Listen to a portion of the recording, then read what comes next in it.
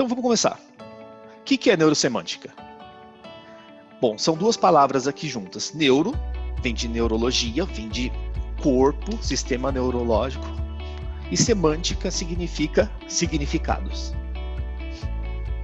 Então, neurosemântica, no meu conceito aqui que eu coloco para vocês, é um modelo que explora como nós criamos os significados e como que eles influenciam nos nossos comportamentos, tá?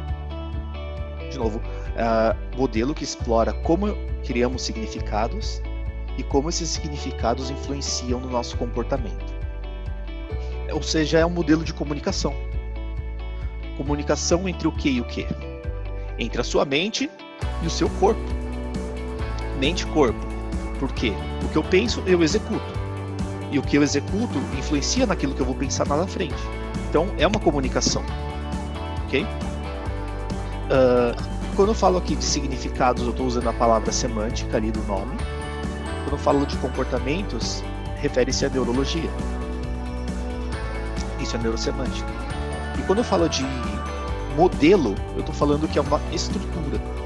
É um modo de organizar as ideias e para facilitar a compreensão. Faz sentido? Muito complexo? É o jeito mais simples que eu consigo definir neurosemântica em um conceito. Esse carinha aqui, super bonito, é o Dr. Michael Hall. E ele é o cara que introduziu a neurosemântica em 97. E ele fez isso através do livro dele, Mindlines. Quando todos que se falava era PNL. Então, e ele trouxe esse livro e depois ele trouxe o modelo de meta-estados e ele agregou a PNL e depois, posteriormente, ele trouxe o nome neurosemântica, que começou a diferenciar bastante. Essa é a origem da neurosemântica.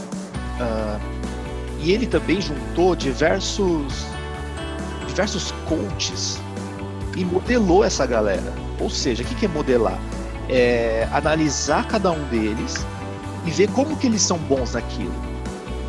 Ou seja, se eu tenho um ótimo pintor, por exemplo, e eu quero aprender a pintar, eu vou lá, passo com ele um tempo e aprendo com ele. Foi isso que o Michael fez. Ele modelou todos aqueles grandes coaches e criou a metodologia da neurosemântica, que chama Meta-Coaching. E nisso ele percebeu que existiam habilidades que eram comuns a todos esses coaches. Toda essa galera sabia fazer a mesma coisa. E são essas habilidades que eu quero trazer para vocês hoje. Algumas delas. Eu quero falar então sobre qual é a diferença entre uma ferramenta e uma habilidade. Bom, é muito simples, não? Ferramenta é tipo um martelo. A habilidade é a sua precisão em dar aquela paulada certinha. Faz sentido? Então, quando eu estou falando de ferramentas, eu estou falando de quê? Eu estou falando de modelos, eu estou falando de algumas estruturas de coaching. Eu estou falando, por exemplo, deixa eu coloquei alguns exemplos aqui comuns do mercado. Eu estou falando da roda da vida. Vocês já ouviram falar de roda da vida? A roda da vida é uma ferramenta de coaching. Eu vou pegar e vou ver todos os aspectos da vida do meu cliente e ajudá-lo a entender como que ele está em cada um desses aspectos. É uma habilidade, é uma ferramenta.